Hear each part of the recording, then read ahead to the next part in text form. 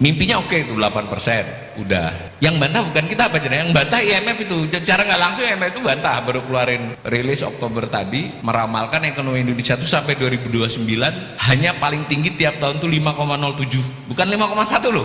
Ya, saya nyatakan bahwa secara perhitungan fiskal tidak mungkin menunjang apa yang mereka janjikan. Nggak mungkin, Pak.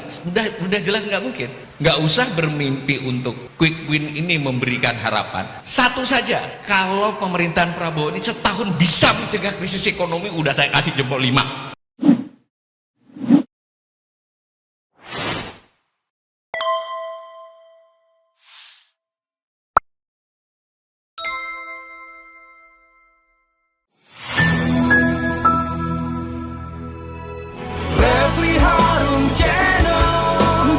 Basa-basi nggak sekedar kritik sana sini. Refli Harun Channel, kritis tapi tidak apatis, oposisi tapi kasih solusi. Refli Harun Channel, selalu terdepan dalam ulasan, berita nggak asal-asalan. Refli Harun Channel, setiap masalah diulas cerdas, ini channel memang keren cerdas. Subscribe, like, comment, and share.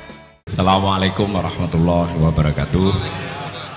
Sebagai pertanggungjawaban akademis, tolong nanti dibagi ke peserta. Saya sebetulnya menyiapkan PPT itu 17 slide, tapi nggak usah ditayang untuk bukti bahwa omongan ini ada dasarnya gitu kan, gitu karena nanti satu slide ada 3-4 grafik itu. Prinsipnya adalah ada quick win. Quick winnya ini agak beda nih, Mas Refli. Quick win biasanya kan 100 hari, ini dikatakan setahun. Ya, banyak yang nggak begitu memperhatikan, mereka bilangnya setahun. Kemudian quick win itu yang suka dibicarakan itu ada 7, hampir seluruhnya terkait ekonomi. Ada pendidikannya tapi yang ditekankan ekonominya. Yang paling monumental secara narasi adalah makan bergizi gratis. Nah, narasi itu begitu kuat ya, bahwa semula makan bergizi gratis itu waktu di kampanye kan lebih pada persoalan untuk gizi dan untuk pendidikan, tapi kesininya dikait-kaitkan dengan akan mengembangkan ekonomi. Makin kesini makin ini tuh contoh bahwa nanti seluruh logika programnya jadi begitu. Ketika makin kesini itu dieskalasi, akan membangun ekonomi sedemikian rupa, tapi ternyata berasnya mau impor. Memang harus impor berasnya, nggak mungkin, karena jumlah beras, produksi beras dengan konsumsi beras itu nggak imbang. Kemudian susu itu sudah pasti kita sudah impor, ada di slide semua itu. Kemudian mau diganti apa kan? Lalu bahkan yang aneh lagi itu ada rencana mau mengundang investor asing untuk nanti ikut mengelola. Dan terakhir kemarin saya sudah ditanya juga oleh Tempo itu mau mengimpor sapi perah, Bang Dula. Silakan saudara-saudara googling apa ada ekspor impor sapi perah yang signifikan di dunia ini.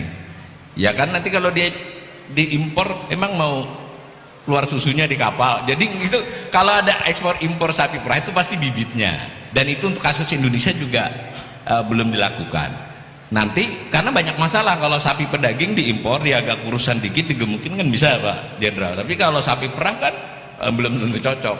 Jadi makin kesini makin dijelaskan makan bergizi gratis itu, nah bisa-bisa dia jadi cost center, itu jadi biaya bukan jadi hasil. Nah itulah yang tergambar dari keseluruhan konstelasi program. Sekian banyak pembicaraan itu, yang kurang adalah mimpinya oke itu 8%, udah. Yang bantah bukan kita apa aja, yang bantah IMF itu. Cara nggak langsung IMF itu bantah, baru keluarin rilis Oktober tadi meramalkan ekonomi Indonesia itu sampai 2029 hanya paling tinggi tiap tahun tuh 5,07, bukan 5,1 loh. Nah itu jadi ya bagaimana caranya kan. Kemudian intinya mimpi-mimpi itu tidak berdasar pada tidak berdasar pada kondisi fiskal yang dimiliki. Jadi kalau orang itu boleh saja pengen bangun rumah, tadi udah contohnya benar banget tuh, pengen bangun rumah, pengen ini itu lah, tapi kalau duitnya nggak ada, nggak ada kita, karena kita benar-benar defisit ya. Jadi satu persoalan serius yang sedang dihadapi oleh pemerintah ini adalah nggak punya duit, Pak. Nah, lalu ada narasi mau ngambili dari yang ngemplang pajak. Yang ngempang pajak itu totalnya Bang Dula itu kira-kira yang ingkrah itu 150 triliun. Tapi kemampuan untuk mengambil sepertiganya aja saya tidak yakin itu, karena itu bukan urusan sepele itu. Yang ngemplang 10-20 triliun itu mah berat. Dan kalaupun Pak berhasil, tahun depannya kan dia sudah nggak punya kemplangan lagi. Jadi sementara kebutuhannya itu, kalau ini sudah saya hitung kemarin, kalau semua omongan-omongan itu saya diskon sedikit, mereka butuh tambahan kurang lebih 500 triliun per tahun dibandingkan anggaran usually biasanya. Nah 500, lalu umpama berhasil mengefisienkan yang sudah ada sebelumnya, tapi jadi nggak mungkin ketika kementeriannya ditambah dengan eselon satunya ditambah, itu gimana ngempeskannya? Karena yang tidak bisa dikurangi itu namanya bunga utang, jumlahnya 550 triliun tahun 2025, lebih besar dari belanja pegawai, paling besar, dan itu akan naik terus. Intinya nggak masuk akal secara fiskal untuk menjalankan apa yang dijanjikan itu. Ya saya agak sedikit beda dengan Pak Jenderal, karena saya belum pernah punya atasan, jadi boleh dong kritik siapa saja. Saya punya atasannya Allah dan guru saya Bang Dula. Selama benar secara akademis, ya saya nyatakan bahwa secara perhitungan fiskal tidak mungkin menunjang apa yang mereka janjikan. Nggak mungkin Pak, udah jelas nggak mungkin. Maka saya di situ di makalah itu kan sudah saya katakan, nggak usah bermimpi untuk quick win ini memberikan harapan. Satu saja, kalau pemerintahan Prabowo ini setahun bisa mencegah krisis ekonomi, udah saya kasih jempol 5. Karena secara teknis kita akan krisis. Jadi urusannya itu bukan mimpi kita mau kemana. Nah, salah satu di slide itu yang saya gambarkan ujungnya, selain soal teknis ekonomi, kita ini sedang pada proses ketahanan pangan yang menurun Pak. Jadi skor ketahanan pangan kita 2022 itu 60,2 kata Global Food Security Index (GFSI). Saya menduga di 2024 kita nanti akan 58-57, karena kan bisa dihitung komponennya itu. Dan itu turun 60,2 itu. Nah, kemudian ada lagi namanya Global Hunger Index. Ini semua apa ya, terkutip sebagai data-data yang dipakai seluruh dunia. Ya, indeks kelaparan itu kita nomor 77 dari 127 Pak. Di ASEAN kita hanya lebih baik dari 1 Timor Leste, 2 Laos. Kita lebih buruk dari semua negara Asia Tenggara lainnya. Apa komponennya? Komponen kelaparan yang paling utama itu adalah undernourishment kan? Jadi prevalensi of undernourishment kita, ketidakcukupan pangan kita itu makin parah. Udahlah, dianggap nanti awal itu sukanya ngutip IMF, sukanya ngutip lembaga. Mari kita kutip BPS. Ternyata data BPS lebih buruk lagi. Hanya BPS tidak merilis. Maksudnya tidak merilis itu tidak jadi berita resmi Pak. Harus ngutang-ngatik dokumen mereka.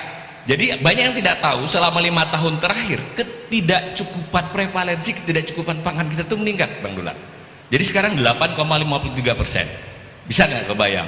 8, itu kira-kira 24 juta. 24 juta orang Indonesia saat ini berdasarkan angka itu tidak cukup pangannya. Selain itu ada ukuran BPS namanya angka kecukupan gizi.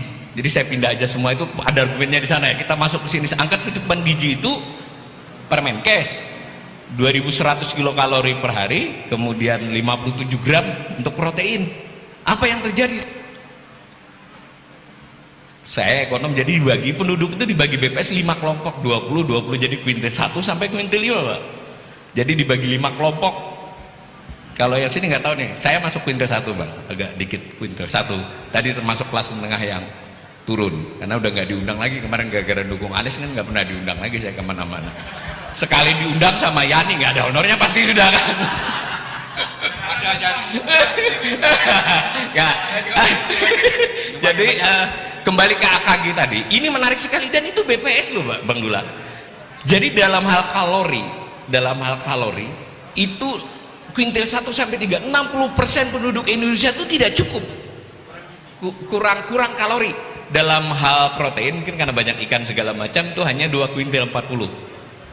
Yang saya ingin katakan adalah itu terjadi penurunan selama pemerintahan Jokowi itu Pak, kan bisa diseret datanya. Gila nggak? Nah ketika saat itu kita lalu bicara swasembada pangan, lompatannya terlalu jauh Bung. Bahkan yang prevalensi tadi di Papua tuh ada kabupaten kota, banyak beberapa kabupaten yang prevalensi ketidakcukupannya itu mencapai 65%, berarti 2/3 kan nggak cukup tuh. Nah, kurang lebih jadinya dengan cara melihat seperti itu, cermin dari semua. Saya di makalah sudah bilang soal pertumbuhan ekonomi tadi. Jadi bukan 5% Pak, rata-rata selama pemerintahan Jokowi itu 4,16%, karena harus menghitung yang pas Covid itu. Nah, kemudian yang jadi masalah juga, kita ini baru diumumkan, tadi saya ditanya Investor Daily, cadangan devisa katanya naik, nanti dijelaskan juga, itu semua gimmick.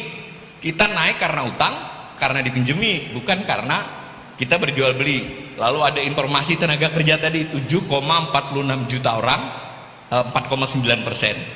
Tetapi tadi Yani sudah benar bahwa itu yang betul-betul nganggur Pak. Ada kira-kira 19 juta orang itu namanya pekerja keluarga, tidak dibayar. Oleh BPS ditanya, saudara seminggu yang lalu kerja, kerja apa, membantu bapak ibu saya jaga warung, digaji nggak digaji. Itu definisinya bekerja. Berapa banyak orang yang ke pertanian, ke apa, jadi jumlahnya 19 tambah dengan 7,4 tadi. Lalu ada orang yang bekerja dengan berstatus berusaha sendiri, ya Gojek segala macam itu. Intinya sebenarnya pengangguran kita tuh kronis, bukan pengangguran terbukanya. Dengan cara melihat semua seperti itu, mestinya kalau saya jadi penasihat di pemerintahan Prabowo itu, kira-kira udahlah, nggak usah soal tumbuh 8%, nggak usah soal mau bangun ini bangun itu. Ini rakyatmu yang akan kelaparan jika krisis, itu banyak sekali. Ini rakyat yang susah. Jadi ketika stunting selesai, wasting yang ada. Stunting itu tinggi badan dikaitkan dengan usia. Kalau wasting itu berat badan dikaitkan dengan tinggi badan. Jadi selesai satu, yang satu nggak selesai, itu bukan soal tampakannya, tetapi dibalik itu orang kurang makan atau kebanyakan makan ciki nih ibu-ibu ya, jangan makanan bergizi. Supaya ringkas, apakah itu ada solusi? Ada Pak, sudah lama pakar punya solusi. Pertama itu memang kita harus mulai memikirkan diversifikasi makan. Ini mau buat cetak sawo, mau buat beras, ngapain buat beras? Kenapa kita tidak memikirkan serius pemindahan keumbian? Buah-buahan dan sayur kita masih produktif. Buah dan sayur itu bisa, tentu harus dengan gerak. Seandainya itu yang digambarkan, itu maka masalah ekonomi sebagian bisa terpecahkan. Intinya dari semua argumen ekonomi ini ujungnya adalah di sini. Saya tidak lagi mau bicara soal cadangan devisa di dalam forum ini, pertumbuhan ekonomi, pengangguran dan sebagainya. Saya ingin straight saja bahwa bangsa Indonesia 1-2 tahun ke depan terancam akan kekurangan pangan, kerawanan pangan, dan bisa kelaparan. Mungkin bukan yang di ruangan ini. Yang paling rawan adalah siapa coba? Separuh dari petani itu tingkat kerawanan pangan. Jadi kelompok yang paling rawan pangan itu petani Pak. Separuh orang miskin Indonesia itu petani. Mungkin ini juga kritiknya buat Mas Sumi, karena ini ulang tahun Mas Sumi, saya pendukung Mas Sumi secara moral, bahwa masalah kita semua ini adalah kita tidak punya pemilih di petani Pak. Mungkin juga mengulangi kesalahan kita di tahun 50-an itu. Jadi mungkin yang harus dipikirkan oleh gerakan-gerakan perubahan ini adalah, dan yang penyebab kemenangan pihak tertentu kemarin di Pilpres juga adalah pedesaan itu. Nah, ya kan ada kaitannya, orang nggak punya lapar itu. Maka kedepannya menurut saya mestinya pemerintahan Prabowo ini nggak usah mimpi lah. Ya mimpi boleh aja, tapi dilewati dulu 2025. Silakan catat ini. Menurut saya kalau mereka bisa mencegah krisis, memitigasi krisis 2025 aja secara ekonomi udah oke banget. Secara teoritis kita akan krisis, dan ini diperparah dengan dipilihnya Trump. Ya Trump ini nggak bisa ditebak, kira-kira begitu kalau menurut saya. Ya kelihatannya, kalau tadi ada yang nanya juga wartawan, ya kalau soal perdagangannya dia protektif, itu bisa diatasi semua. Yang nggak bisa diatasi tiba-tiba dia ngajak perang yang lain kan. Kalau udah perang ya urusannya kita yang kena imbas. Jadi saya tutup perayaan ini bahwa bangsa ini sekarang mestinya seoptimis apapun itu mesti kembali ke akar masalah, bahwa separuh dari penduduk kita itu masih bermasalah dengan makan. Di antara yang paling banyak bermasalah dengan makan dan kelaparan itu adalah petani, ya toh? Kemudian kebijakan apapun yang sedang dibicarakan ini tidak ada kaitannya dengan petani. Bahkan yang namanya makanan bergizi gratis itu mau impor. tidak menyertakan petani. Nah, dengan demikian Mas Sumi dan kita-kita semua ini harus mulai bersuara lebih keras, dan mungkin saya usul nih Mas Sumi biar acara bersepuluh bertujuh di desa aja lah kita, Mas. Boleh ikutlah saya, asal dekat-dekat aja, jangan jauh-jauh.